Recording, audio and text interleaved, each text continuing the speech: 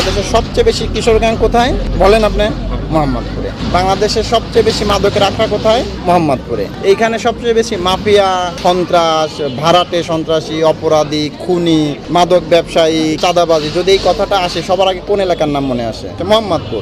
এইটা আপনি যদি চিন্তা করেন, আপনি আমাদের প্রশ্ন করবেন যে ভাই 2 বছর আগে কেমন ছিল, 3 বছর আগে কেমন ছিল, এখন কেমন আছে, এইভাবে তুলনা করলে আমরা তখন আপনাকে সন্তোষজনক ব্যাখ্যা দিতে পারি বা উত্তর দিতে পারি। কারণ হচ্ছে যে একসাথে আপনারা পুরো মোহাম্মদপুরকে যদি আপনি অপরাধ মুক্ত করতে চান, তাহলে বাংলাদেশের অন্যান্য অঞ্চল তো জান্নাত বানাইতে হবে আগে। এটা হচ্ছে সর্বশেষ জায়গা।